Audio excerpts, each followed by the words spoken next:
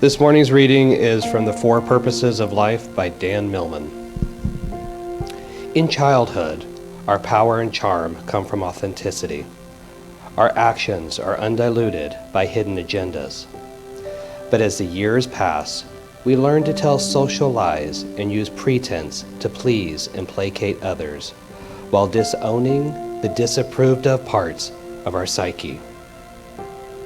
In this way, we create a shadow persona constructed from fragments of our full identity and potential.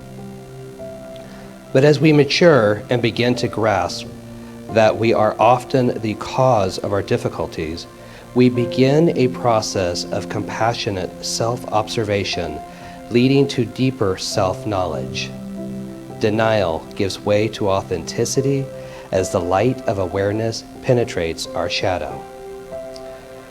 We come to accept ourselves and others as we are rather than as we might want ourselves or them to be. And as we embrace the full scope of our humanity, we open the way to genuine growth and transformation. Genuine growth and transformation takes great courage. As we begin to utilize the fundamentals of courage, we confront the primal emotion of fear, which can lead either to paralysis or power. Fear can warn us of genuine danger. It can move us to prepare well, take precautions, or avoid a situation. It can also burden our lives with anxiety or self-doubt. How many of us avoid opportunities due to the fear of the unknown? We may also fear rejection, failure, and even success. In the classroom of daily life, we learn to listen to fear's counsel when our physical bodies are at risk. But when we experience a more subjective fear of embarrassment, looking foolish, or feeling rejected, we feel the fear, but act with courage. Courage is not the absence of fear, but the conquering of it. Heroes feel the same fear as cowards. They just respond differently. There is a proverb that says, "The wise learn from adversity, and the foolish repeat it." Makes sense though, doesn't it? It's kind of funny. Millman, throughout this book, talks about this beautiful planet, this Earth School. He calls it an Earth School. And he says this Earth School, which I happen to absolutely believe, is for learning, for growing, for expanding our awareness of who we are and what we're here to do.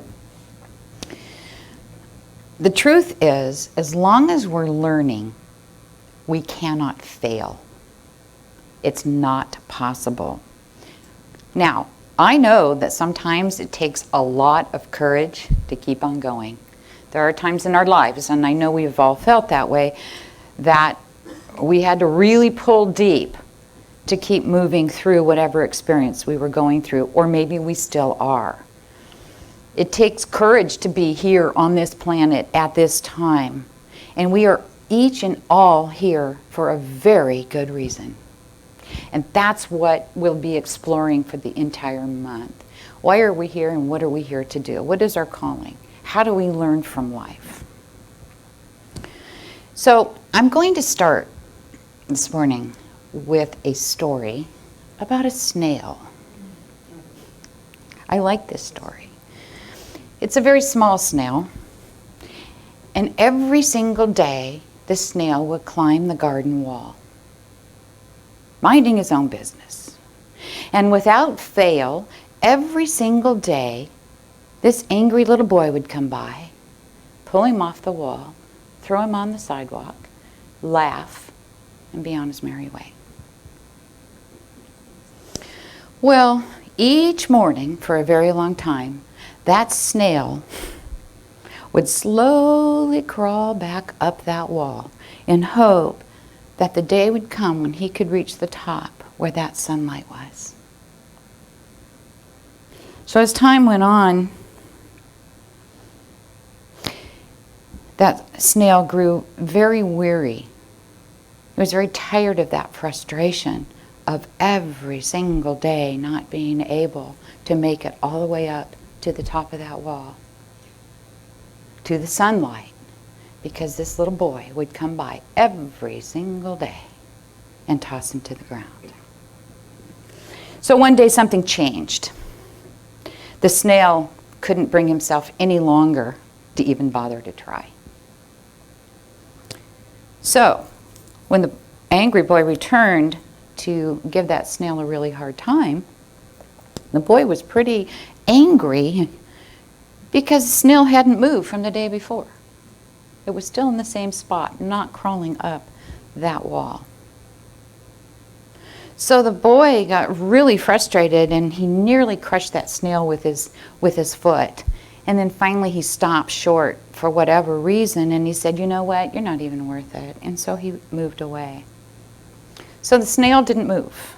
He stayed there. But he did stare up at the wall. And he stared up and saw that sunlight that was so far out of his reach.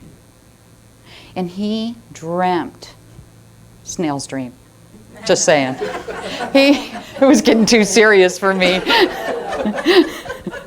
So that snail was dreaming of feeling that warmth on his shell. But he said to himself, "I can never reach it. I'm not able to overcome the obstacles that are keeping me from that." So he remained exactly where he was, and he every day was more and more sorrowful because every day slipped into another night. Well, for a few days the boy kept coming back and he'd see the snail there and he got frustrated because the snail wasn't moving, so he gave up and walked away, never returned. The snail, however, was just there. And when he was hungry, he would kind of slink across the sidewalk over to the dirt and eat from the leaves that were on the ground instead of the ones that were higher up that were much more tasty. He settled. Sometimes he'd look up at those leaves and just really want to be there, but he didn't even try and reach them anymore. "I can never reach them," he said. "I'm not able to reach so very far." Although the snail survived each and every day, his heart was filled with sadness. It's kind of a sad story, isn't it? And you know, the truth is, many of us have probably been in that situation in our lives at one time or another, or maybe we're there now. And so the fear that Nathan read about, the courage that Nathan read about, they're really kind of one and the same, because without fear you won't have the courage. And that's what I really want to focus on this morning, is the courage to move on, to move up. Diane Ackerman wrote this: "I don't want to get to the end of my life and find that I just lived the length of it. I want to have lived the width of it as well." She wants to live large, don't we? I mean, that's what we're here to do. Relative to the whole scheme of things, our lifespan can be compared to lighting a candle and then blowing it out immediately. Life is short. And missing out on any of life's joys seems really unfortunate, and most important, it's unnecessary to miss out. We don't have to. If we allow our life to be controlled by fear, we're only cheating ourselves. We're living small. That is not what we're meant to do. We are meant to live large, to live out loud, to do what it is we're called to do, and we feel that passion and that desire to do. Courage is the one thing that will conquer any of those fears that we might have. And the more that you step up to that courage, the stronger you become. And the stronger you become, the easier it becomes to step up out of our preconditioned ideas, our thoughts, our behaviors. We get off autopilot. Courage is developed through practice, by facing obstacles that we see, by overcoming those obstacles. If we don't develop courage, then we keep ourselves in this limited space, in this limited mindset, and then we're stuck in that same old, same old. It's been said that if you face the thing you fear, fear leaves you. I believe that. Don't we all? Maybe that was a little bold. I know for me, how's that? A little bit better. When I face something that I'm afraid of, it's never as big as I thought it was. Maybe you've had that experience. You know, we avoid or we ignore. And then we face it and we go, oh, well, that's nothing. We can make up stories like, I can't believe, right?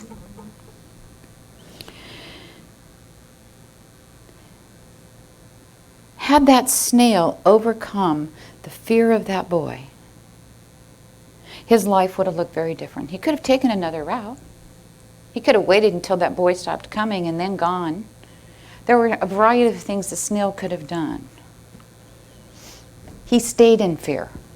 Now, the truth is, you can't have the courage without the fear. Else, why would you need to be courageous, right?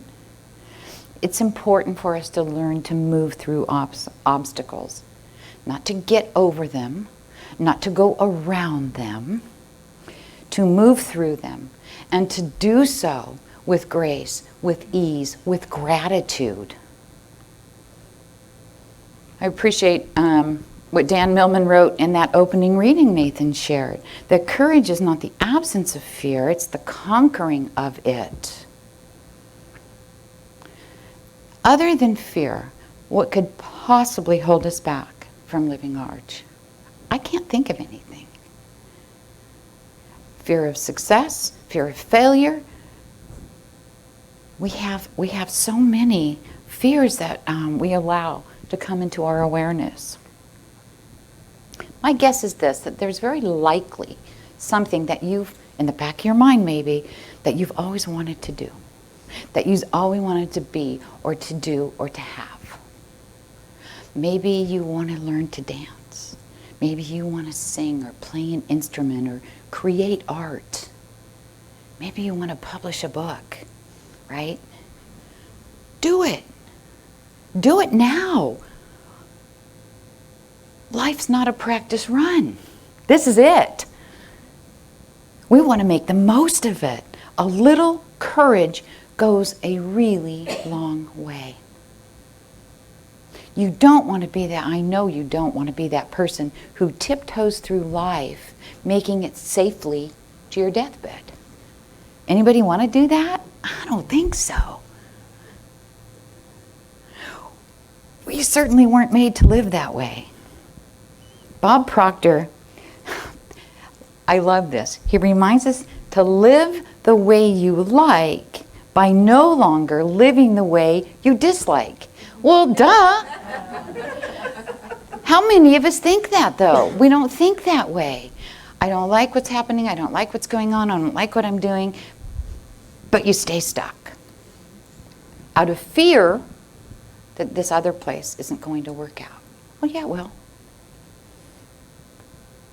It may not work out like you think, but it always works out better.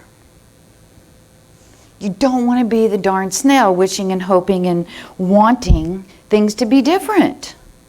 Make them different. That's entirely up to you. If we don't try new things, we don't learn new things. And if we don't learn new things, we're not going to grow, we're not going to expand, we're not going to be who we were meant to be. Not fully. We learn and we grow through challenges. That's the way human beings are made. That's part of the plan while we're here. And every single adversity has a gift. Now, sometimes it's hidden well. Right? However, if you don't want any adversity in your life and you want life to be easy, Millman has some terrific suggestions for us. Don't get married or have children.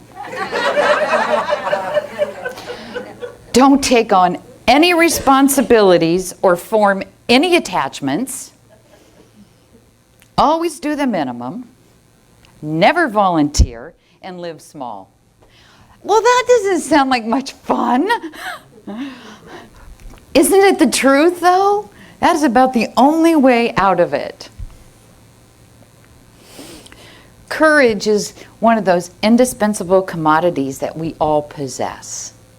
And we tend to lose sight of the power and the importance of courage to help thrust us forward during times of change and transition. Now, I'm not talking solely about the physical courage of EMTs or firefighters or any of those wonderful soldiers, any of those. I'm not talking solely about that. I am talking about heroic, extraordinary courage demanded of each and every one of us every single day to grow and to stretch ourselves.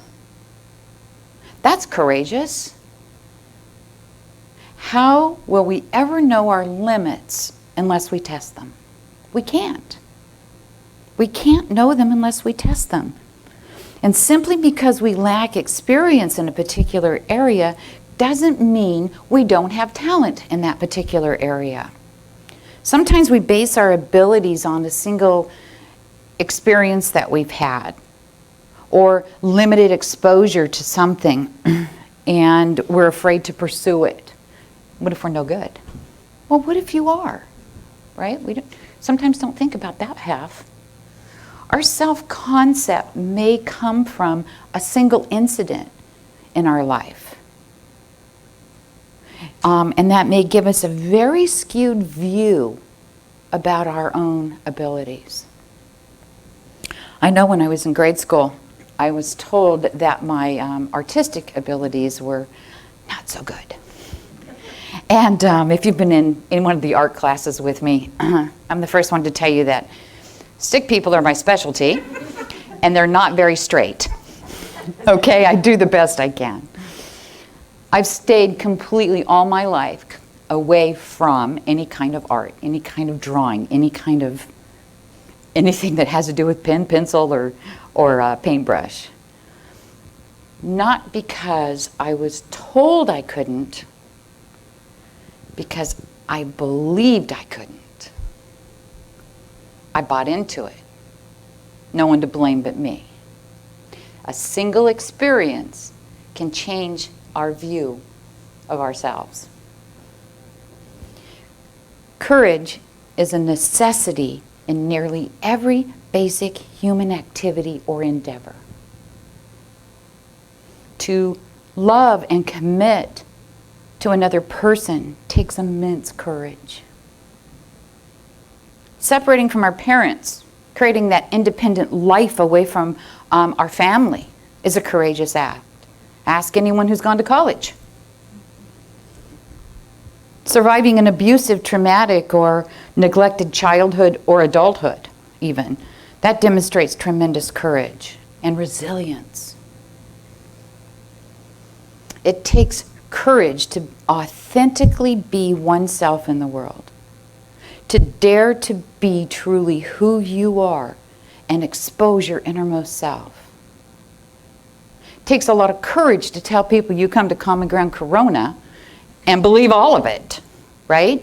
That takes courage. This is who I am. This is the way I feel. This is what I believe. It takes tremendous courage to live creatively, to live lovingly, meaningfully, and productively.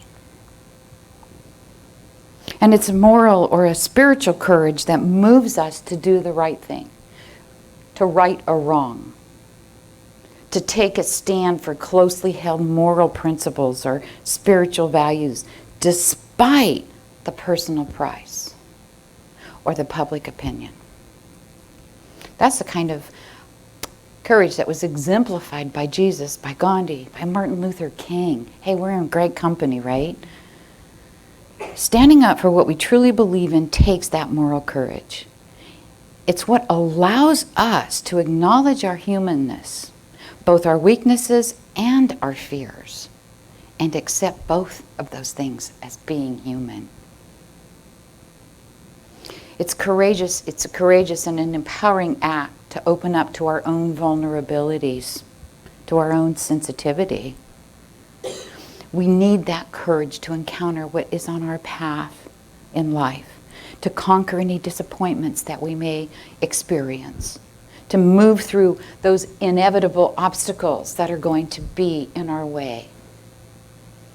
And that courage can only come from within. Nobody can give it to you. You get to earn it. It's a choice. It's a choice to stand and face what's in front of us rather than turning away. To tolerate rather than to attack or to withdraw. To persevere rather than to quit. To act with integrity rather than expedience. To take responsibility rather than to slough something off. To embrace reality rather than retreat from it. To move forward in life rather than regress or be stagnant. To create rather than destroy. And to love rather than hate. I'm going to close this morning with a quote from Millman's book. The natural world reveals and reflects universal laws in their purest form. Observe how trees need strong roots but flexible branches if they are to withstand powerful winds. How streams flow gracefully around obstacles, finding the path of least resistance. And how the seasons change in their natural order.